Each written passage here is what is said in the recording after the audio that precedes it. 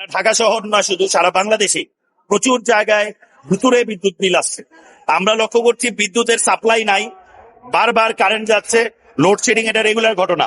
সেই লোডশেডিং এর মধ্যেও আমরা লক্ষ্য করছি যাদের বিল 800-900 টাকা আসতো তাদের বিল 2000 টাকা হয়ে যাচ্ছে, যাদের বিল 1500-1600 আসতো তাদের বিল 3000-4000 এমনকি 5000-ও পৌঁছে যাচ্ছে।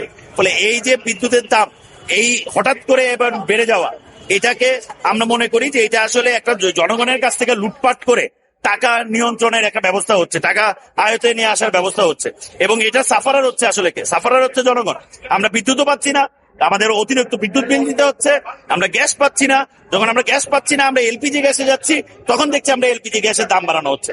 এবং আমরা যদি একটু ক্রাইটেরিয়া গুলো লক্ষ্য করি, বিকাল 3টার দিকে একটি 2টা-2:30টার দিকে একটি প্রজ্ঞাপন আসলো, প্রজ্ঞাপনে বললো যে এলপিজি গ্যাসের দাম বৃদ্ধি পাচ্ছে, এবং ঠিক সেই সময় আমরা দেখলাম যে বৃদ্ধি পাওয়ার ঠিক ওই দিনই 6টায়, মানে 4 ঘন্টার ব্যবধানে ওইটা কার্যকর করে দেওয়া হচ্ছে। তাহলে এখন যদি আমরা একটা প্রশ্ন করি যে যারা সিলিন্ডার ব্যবসায়ী তাদের কাছে তো আগের সিলিন্ডার আছে, সেটা তো পূর্বের টাকায় নেওয়া হয়েছে, কিন্তু সেই পূর্বের টাকায় নেওয়া সত্ত্বেও সে এখন লাভ দিয়ে বিক্রি করার সুযোগ পাচ্ছে।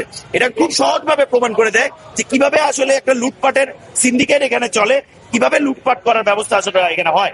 আমরা লক্ষ্য করেছি এটা সেম জ্বালানি তেলের ব্যাপারে।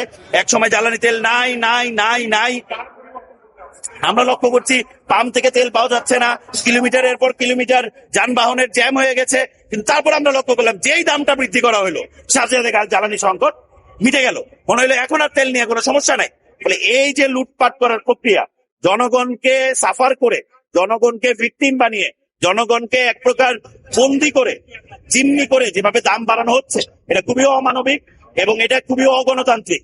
ফলে আমরা মনে করি যে এই জায়গাগুলোর এই সমস্যার সমাধান করতে হবে, বিদ্যুতের বিল পুনরায় জায়গায় নিতে হবে, যদি কিছুটা বিদ্যুতের বিল বাড়াতেও হয় সেটা একটা নিয়ন্ত্রণের মধ্যে বাড়াতে হবে। যেমন প্রথম 200 ইউনিট আমরা চাই নিম্ন মধ্যবিত্ত এবং মধ্যবিত্ত মানুষের জন্য, প্রথম 200 ইউনিট এর দাম বাড়ানো যাবে না। 200 ইউনিটের পর থেকে যারা ব্যবহার করবে, অতিরিক্ত যারা ব্যবহার করবে তাদের দাম বাড়ুক, কিন্তু প্রথম 200 ইউনিট পর্যন্ত যেন দাম না বাড়ানো হয়।